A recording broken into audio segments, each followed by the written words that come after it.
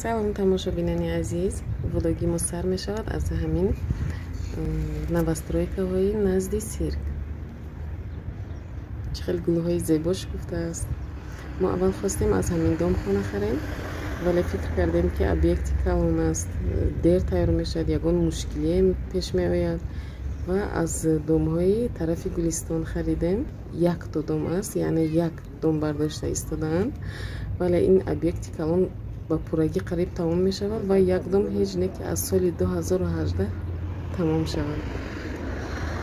ҳозир меравем ба ҳамон тараф, агар иҷозатиям каме онҷоро навор мекунем.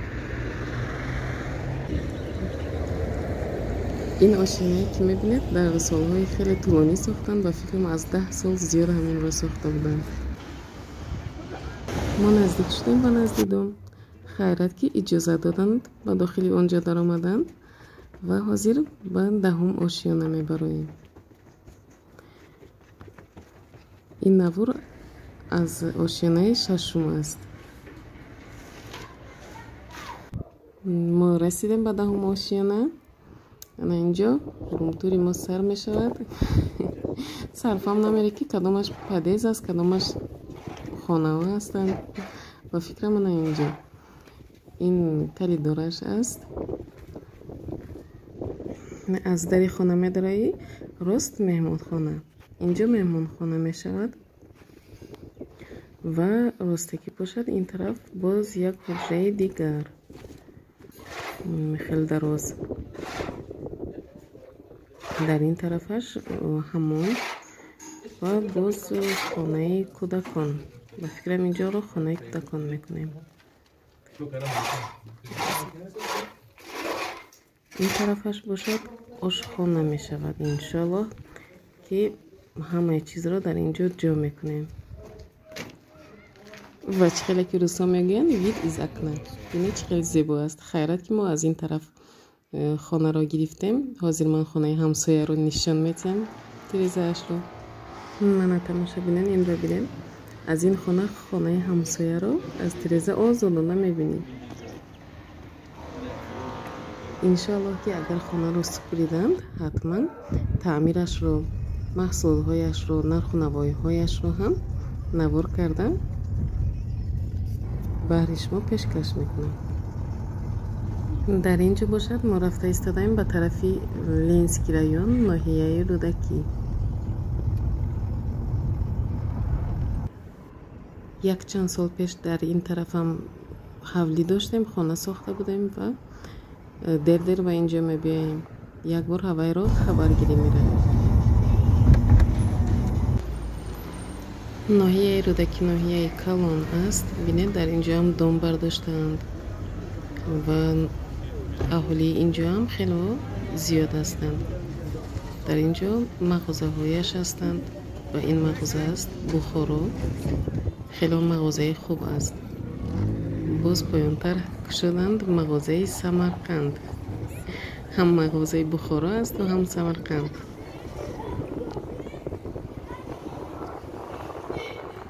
дар поёнтараш бошад мактаби миёна аст. ин тарафаш бошад коллеҷи тиббӣ. чӣ хел мегӯем коллеҷи тиббии ноҳияи Рӯдакӣ. ана тамошобинон коллеҷи тиббӣ. ва ин бошад ронандаи мошини мо аст. бинед чӣ қадар бо шавқу ҳавас мошин меронад. хай ман медонам ки ин наворро ҳама то охир тамошо намекунанд, аклан то 4-5 минут намеравад ва ба худамон ин ёдоварӣ мемонад.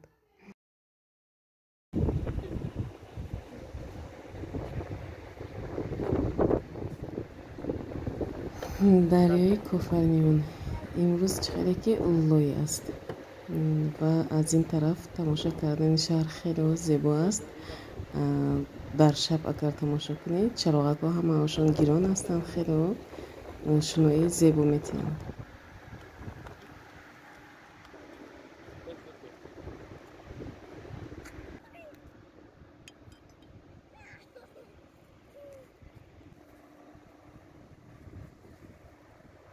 дар ин ҷо бошад кареро ҳастанд. Кареҳои қум ва санг тоза кунем.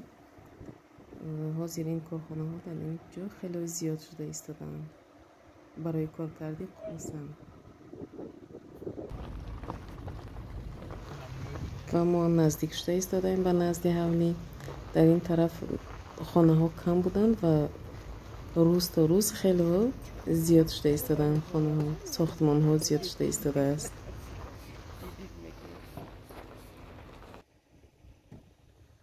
мо расидем ба назди ҳавлӣ.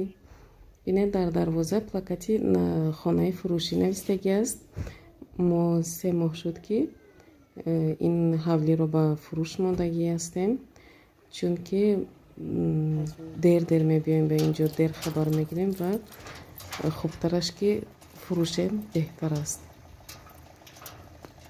ҳозир ман дохили ин ҷоро ҳамаашро ба шумо навор карда нишон медиҳам, тамошобинон. мана бинед аллакай дарахти олу аст. ин дарахти олу ҳам ғура кардааст. бинед аллакай чӣ хел ғура кардааст. ва боз дар ин тараф дарахти тут аст. ин дарахти тути сиёҳ аст. инаш бошад тути сафед аст.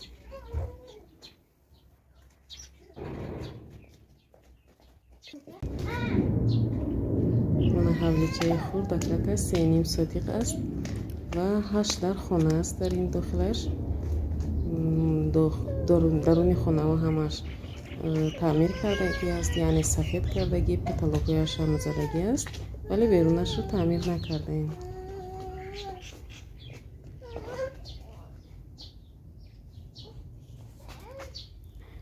чӣ хеле ки дар ин ҷо мебинед хоначаи гунҷишкакон аст.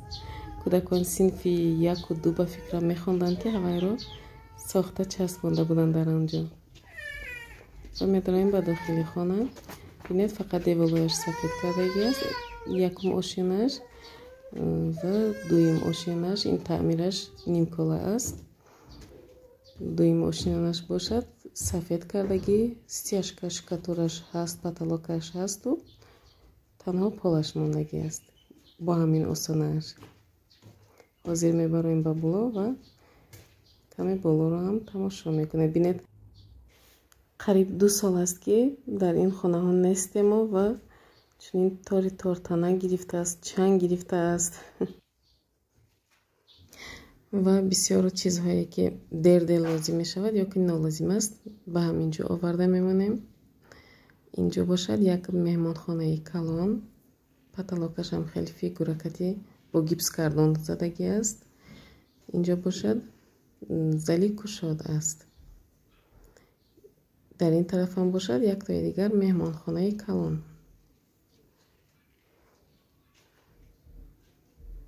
ҳозир як бор тирезаро кушоем.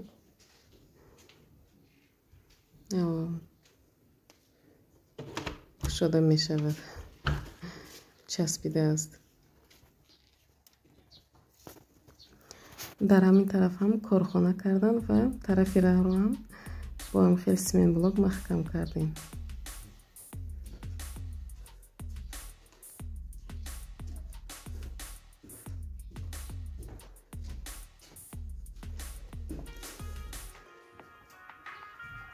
ин тарафи тиреза бошад ба дохили худи ҳавлӣ нигоҳ мекунад. ин тарафаш дохили ҳавлӣ аст ва дар поён ҳам дутои дигар хонаи беруна аст.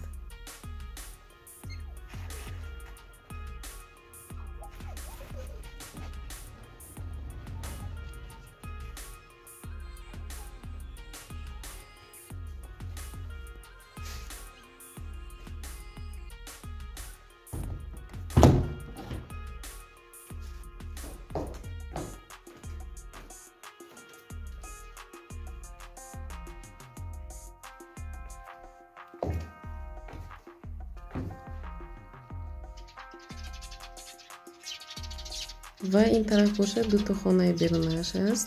шибдорҳои ин тайёр аст. дохили хона ҳам худаш ҳамаи шароиташ кати тайёр аст. баъзан вақт бо ёру наздиконамон мепурсанд ки якчанд вақт муҳлат шиштан ба тиед метем ва хонаро бо чунин аҳволе нигоҳ медоранд. бовар кунед дили одам месӯзад ба меҳнатояш.